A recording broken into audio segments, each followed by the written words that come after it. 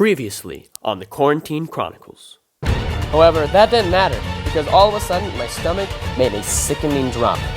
It was then that I realized it was right behind us.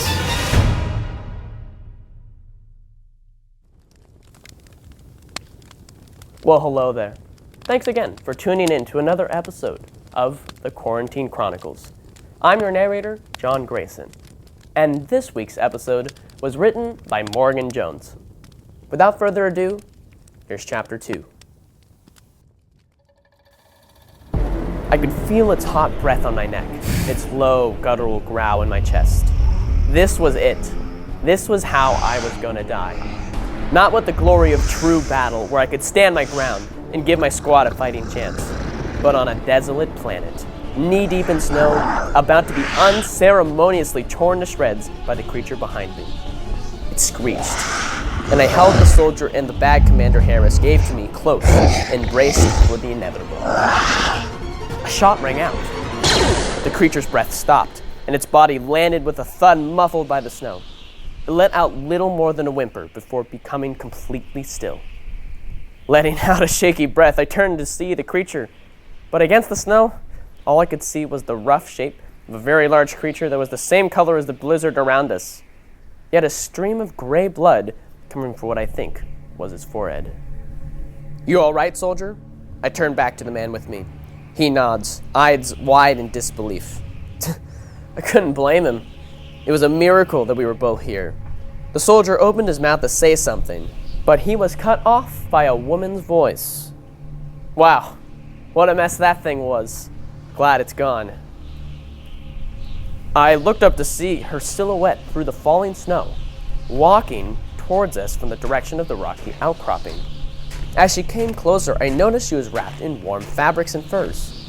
Her eyes entirely black and grayish skin, the only physical features discernible. She had a sniper rifle slung across her back, and a large robotic dog trotted next to her. As she approached, she looked at me quizzically. "You don't look that great," she said, "and your friend there looks worse. I have a little camp set out in the rocks over there." She pointed to the rocky outcropping. "Let's get you boys out of the snow." Before I could say anything, she was hoisting up the soldier, her robotic companion sliding under his broken leg so he wouldn't have to put any weight on it. The woman nodded for me to take his arm to balance him. She tapped the robot on its head. "Scrounger will take you two up to the camp. I won't be far behind. Just need to clean up after all, this." She gestured to the fallen creature. The dog thing led us to a cramped cave under the rocks where a small campfire crackled in the middle. A knapsack and some supplies sat against the wall of the cave, and with a grunt, I lowered myself and the soldier to the ground.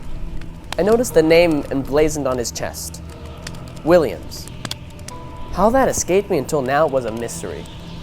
Not too long after the sun began to set, the woman returned to the camp, shrugging off her rifle and a sack that hit the ground with a metallic clang. "That's strange. The only metallic thing around here. Did you raid our ship?" I asked, trying to keep my voice steady. Not like I could fly anywhere." I guess she was right, but it was still incredibly disrespectful. It was a UN Space Corps vessel, one of the most prestigious of all the corps in the galaxy. Gracefully, the woman sat down on the opposite side of the campfire, removing some of her furs and revealing her face.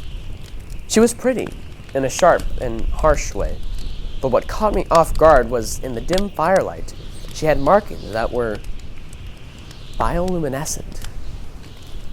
She squinted at me, analyzing my uniform. "So, Duncan, is it? Your friend here is in pretty bad shape, isn't he? Those shriekers are nasty things. They're drawn out by loud sounds, like spaceships entering the atmosphere. But I bet you knew that." She smiled coyly. I didn't know that, and she obviously could tell. "He needs help," I said. "Do you have anything on you? Gauze? Painkillers? Anything?" "Not on me, but I have two options for you to get your friend patched up and to get you both off of this godforsaken planet. Option 1, she held up a finger. "We take you to the nearest outpost. It's about a day's journey. The weather doesn't let up here, by the way. Pros: There's a transport hub that's mostly for cargo shipments, but you can probably secure a passage to a more populated planet. Cons, your buddy here won't get fixed up, and the topsiders come here for, well, illicit activities. So they won't take too kindly to two Space Corps soldiers waltzing in. She holds up a second finger. Option 2. I take you back to my city. Pros. We can get him patched up, and there's less weather and traveling involved. We even have a teleportation terminal. Cons? I asked. We need to get money for the treatment. Lucky for you, I have a job lined up for that.